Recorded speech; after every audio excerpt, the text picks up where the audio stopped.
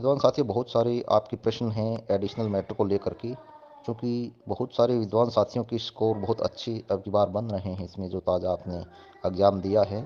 विशेषकर Sandeep ji and others की team, उनके मैसेज थे कि हमारे 115 या फिर 110 से 15 के बीच में जो भी क्वेश्चन है वो सही हो रहे हैं। इसका मतलब यू हैव डन वेल, अच्छी प्रिपरेशन आपने की, अच्छी तैयारी की, अपने आप को प्रूव किया।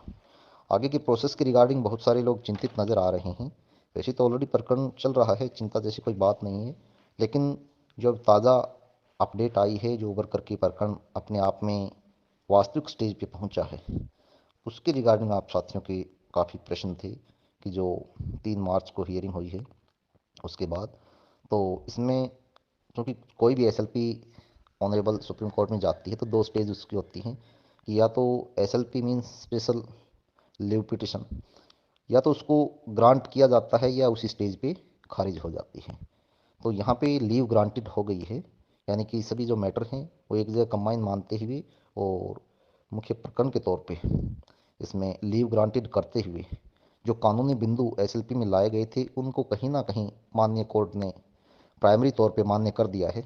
और सामने की जो रिस्पोंडेंट पार्टी है उनसे कहा है कि इसके रिगार्डिंग आपके जो भी जवाब हैं वो पेश किए जाएं, अन्यथा ये जो एसएलपी है ये वैलिड हो जाएगी, अपने आप में सक्सेस हो जाएगी।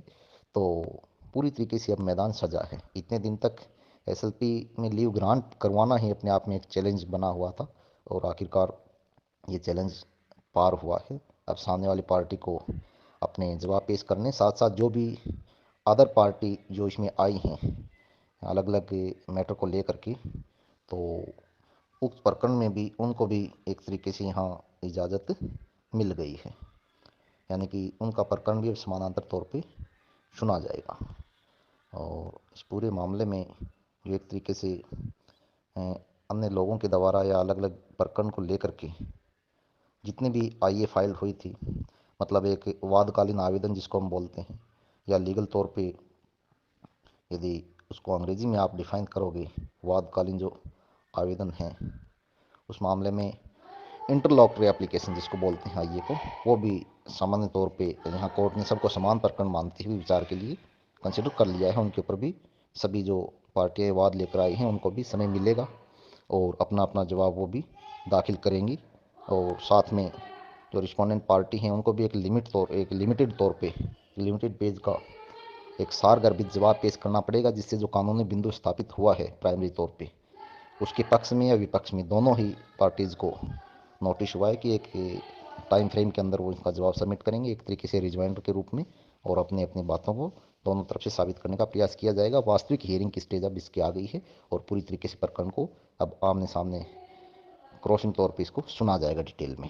और जो कानूनी बिंदु है वो अपने आप में ये जो नज़ीर बनेगी, इसका निष्कर्ष जो है वो स्थापित होगा या डिनाई किया जाएगा, वो जो सिचुएशन है अब पूरी तरीके से लीव ग्रांटेड होने के बाद स्पष्ट हो पाएगी। बड़ी हियरिंग चलेंगी इसमें और पूरा प्रकरण सभी को इसमें अवसर मिलेगा। साथ साथ जो अन्य लोग खुद की तरफ से जो आईए लेके गए हैं उनको भी, ये जो वादकालीन आवेदन लाए हैं उनको भी अवसर मिलेगा, उनको भी सारगर्भित अपना जवाब सबमिट करना चाहिए।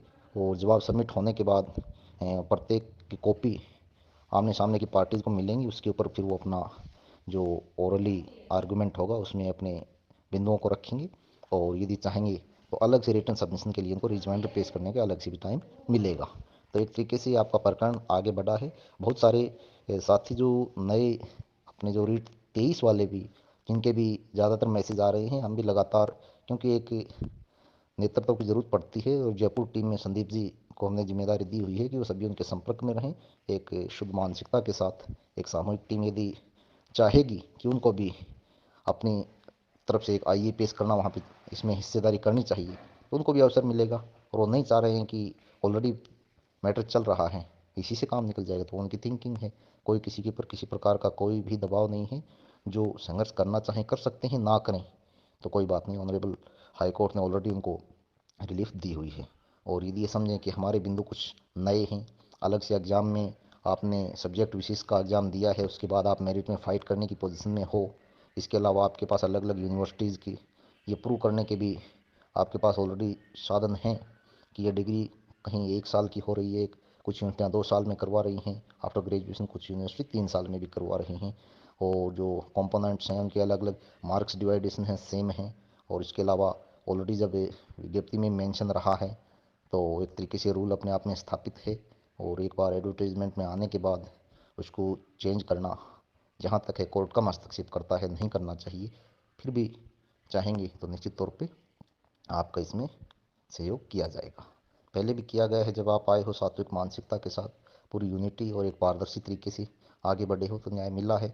और फिर प्रयास करोगे तो निश्चित तौर पे जो हर संभव मदद होगी वो की जाएगी। और ऑनरेबल सुप्रीम कोर्ट का 3 तारीख का जो आदेश है एक तरीके से उसमें अलग से किसी को रिलीफ की ज़रूरत नहीं, क्योंकि स्टे ऑर्डर ऑलरेडी चल रहा है साथ साथ।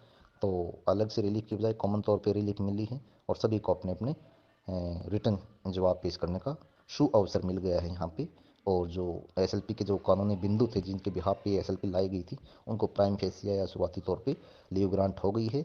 अंतिम निर्णय अंतिम आर्गूमेंट के बाद ऑनरेबल कोर्ट करेगा। बहुत बहुत धन्यवाद साथियों।